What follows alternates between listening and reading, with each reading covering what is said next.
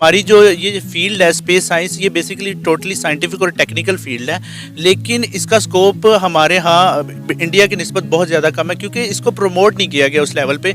कुछ स्पार्को की बात की जाए तो कुछ ना उनको गवर्नमेंट की तरफ से इतनी फंडिंग मिलती है, ना ही वो स्टूडेंट्स को इतनी अपॉर्चुनिटीज़ दे रहे हैं। जबकि पाकिस्तान ने भेजे तो 3 से 4 भेजे, वो भी चाइना की मदद से। तो हम कब इस सेक्टर में आगे बढ़ेंगे? क्या वजह क्या हमारे, हम अपने एजुकेशन पे काम नहीं कर रहे? देखिए, इंडिया वाली स्पेस में नहीं, हर चीज में आ गया है। और हमने ये भी देखा था कि इंडिया पॉपुलेशन किस लिहाज से भी इंडिया के यंगेस्ट बॉय है पूरी दुनिया में जिसने पहला नैनो सैटेलाइट बनाया, छोटा सा क्यूब सेट जिसको हम कहते हैं, और उसने भेज भी दिया। उसके कितने उसके ऊपर पैसे लगे होंगे, उसने नासा को भेजा और नासा ने उसको लॉन्च। एजुकेशन पे आपका 2 से 4% है। भी इस तरह है कि हर चीज़ दिखाई नहीं देता है आपको, इनका पता नहीं है कि अभी वो आपको सैटेलाइट इधर खड़ा करके नहीं दे सकते, पतंग तो नहीं है। हाँ ना, लेकिन ये है कि वो खड़ा करके नहीं दिखा सकते, बिल्कुल पतंग नहीं है, लेकिन जब लॉन्च करते हैं तो बाकायदा तौर पे उसे अनाउंस किया जाता है कि जी हमने ये ऐसे, तो फिर हमें एटम बम भी नहीं दिखाया गया। जहाँ इंडिया के जो सियासतदान हैं उन्होंने अपनी आवाम के लिए जो काम किए हैं वो काबिल तारीफ़ हैं। तो पाकिस्तान के सियासतदान जो हैं वो उन्होंने अपने लिए किया है, आवाम के लिए कुछ नहीं किया। वो तो वही सिलेबस है जो 2000 में था। कुछ मतलब अगर डेवलपमेंट हुई है, अगर पाकिस्तान की सैटेलाइट्स हैं, पाकसेट 1 आ रहा है या बदर है या फिर स्पार्को है, ठीक है, उसमें कुछ भी उसके बारे में हम नहीं पढ़ते, हम कुछ नहीं पढ़ते। हमारा स्कोप सैटेलाइट में एस्ट्रोनॉमी, एस्ट्रोफिजिक्स के बजाय ये रिमोट सेंस। जय हिंद दोस्तों, आने वाले 5 सालों में इसरो एक और बहुत ही बड़ा प्रोजेक्ट करने जा रही है, और इस प्रोजेक्ट के कंप्लीट हो जाने के बाद इसरो भारत को चाइना और पाकिस्तान जैसे देशों के सामने और भी ज्यादा शक्तिशाली बना देगी। पाकिस्तान की अगर बात की जाए टेक्नोलॉजी की, स्पेस टेक्नोलॉजी की अगर बात की जाए, हम कहाँ पे स्टैंड कर रहे हैं? पाकिस्तान की देखें, इसमें बात की जाए तो अगर आप टैलेंट के हिसाब से देखें ना, तो ऐसी बात नहीं है कि पाकिस्तान में टैलेंट नहीं है, हर चीज़ जो है यहाँ पे मौजूद है। लेकिन बात वहीं पे आती है कि इंडिया ने जितना अपनी एजुकेशन में इन्वेस्ट किया है ना, पाकिस्तान ने आज तक कभी भी नहीं किया। ठीक है, साथ साथ ज़रा गपशप होगी ना कि हमने डिफेंस में बहुत ज़्यादा इन्वेस्ट करते हैं, इस बात में तो कोई शक नहीं है। इस बात में डिफेंस बजट बहुत ज़्यादा, बिल्कुल इस चीज़ में कोई शक नहीं है कि हमारा डिफेंस बजट बहुत ज़्यादा है, लेकिन वो डिफेंस बजट जिस तरफ जाता है वो तो मतलब हम सब जानते ही हैं। अच्छा, मुझे ये बताएं कि हमें लेट्स सपोज डिफेंस बजट हम ज़्यादा रखते किसकी वजह से? हमें ख़तरा है किससे?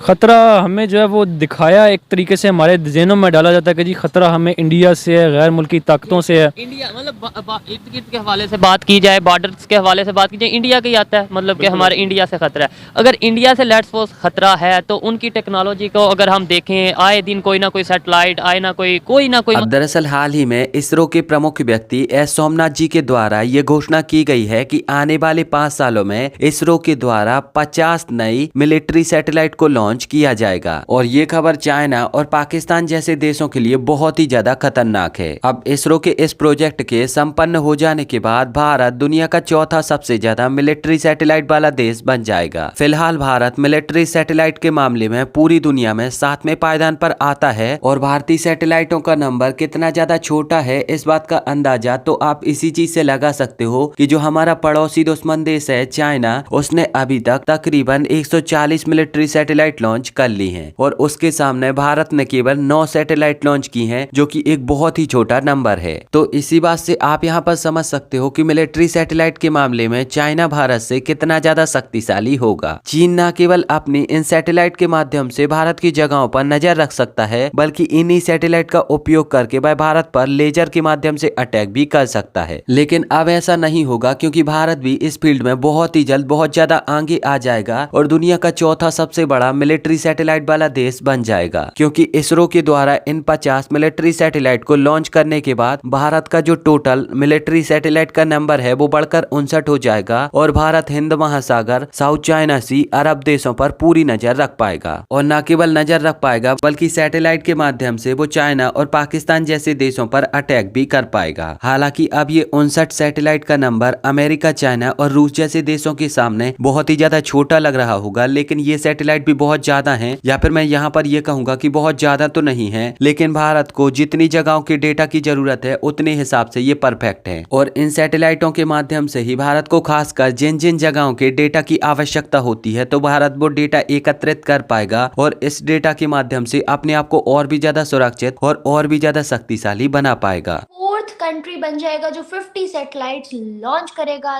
आने वाले 5 सालों के अंदर। ISRO plans to launch 50 satellites for intelligence gathering.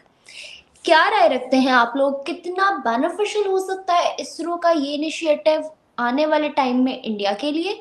और इंडिया जो है हमने देखा कि इकोनॉमी वाइज भी आगे आ रहा है, पॉपुलेशन के लिहाज से पहले ही टॉप की लिस्ट में है, हर चीज़ में ग्रो कर रहा है with the passage of time. अब इसरो ने भी ठान ली है कि नासा को और इन तमाम जो है ना, जो लोग काम कर रहे हैं उस पे सैटेलाइट्स पे, उनको पीछे छोड़ना है। किस तरह देख रहे हैं उनका ये इनिशिएटिव, और कितना बड़ा रोल है इसमें इंडियन इकोनॉमी, इंडियन गवर्नमेंट और इसरो की टीम का? आई अज्यूम कि आप मुझे पहला मौका दे रही हैं। रिवाज जी अगर बोलना चाहे तो रिवाज जी पहले बोल लें, आप नो प्रॉब्लम। रिवाज जी आप शुरू करें सर। आप रिवाज कहेगी आई एम स्पीड 16, आप बड़े, आप शुरू करें। ऑलराइट, बिस्मिल्लाह करते हैं, बिस्मिल्लाह। देखिए ऐसा है कि India is a growing power, इसमें तो कोई शक नहीं है ना। और जब आप पावर को आप जब एक ग्रोइंग पावर हो, इकोनॉमिक ग्रोइंग पावर हो, तो आपको अपनी ग्रोथ को मेंटेन करने के लिए और सस्टेन करने के लिए you have to make sure कि कोई ऐसी हरकतें ना हो जो आपकी इकोनॉमिक एक्टिविटी को किसी भी तरीके का जो है ब्रेक लगा दे, बिकॉज इम्पेटस एक बार रुक जाता है तो ग्रोथ में बहुत फर्क पड़ जाता है। और दूसरी चीज ये है कि with the growing stature of India, जो नेट सिक्योरिटी है इस रीजन की या बल्कि ग्लोबल अफेयर्स की, वो भी इंडिया से दुनिया एक्सपेक्ट कर रही है कि इंडिया शुड स्टेप अप और एक नेट सिक्योरिटी प्रोवाइडर हो, वो नॉट ओनली एशियन कॉन्टिनेंट का बट कि मोस्ट ऑफ द वर्ल्ड का। उसका रीजन ये है कि इंडिया का जो ग्रोथ है, चाहे मिलिट्री ग्रोथ हो या इकोनॉमिक ग्रोथ हो, वो पीसफुल है और इंक्लूसिव है और डेमोक्रेटिक है। India does not threaten someone और India does not trample other countries. तो इस वजह से एक विश्वसनीयता है कि जैसे भारत अगर मिसाइल फायर करता है तो दुनिया में किसी को डर नहीं होता है कि एक तो बारिंग यू, दुनिया में किसी को डर नहीं होता है कि अच्छा ये तो डिस्ट्रक्टिव है। लेकिन वहीं अगर चाइना लॉन्च कर दे या दूसरी कंट्रियां लॉन्च कर दे, नॉर्थ कोरिया, तो it becomes a matter of concern. मेरा आपसे यही है कि ये जो बेसिकली ये आप समझ लीजिए ये है क्या है। 5 साल में ये 54 जो या 50 सैटेलाइट्स लॉन्च किए जाएंगे। एस सोमनाथ साहब ने कहा है कि वो इसको 3 समझ लीजिए स्ट्रेटोस्फेयर या 3 लेयर्स ऑफ अर्थ और स्पेस के बीच में होगा। जियो यानी कि जियो स्टेशनरी अर्थ ऑर्बिट, फिर उसके बाद आपका आ जाता है एलईओ यानी कि लोअर अर्थ ऑर्बिट, उसके बाद even below lower earth orbit. और ये जो 3 लेयर्स ऑफ सैटेलाइट होंगे ये अपने आप में भी कम्युनिकेशन कर रहे होंगे। खैर, अब आप मुझे बताओ कि इसरो भारत की शक्तियों को बढ़ाने के लिए ये जो नया प्रोजेक्ट लॉन्च कर रही है, तो इस पर आपकी क्या प्रतिक्रिया है? आप यहाँ पर क्या सोचते हो? अपना जवाब मुझे नीचे कमेंट में जरूर बताएं।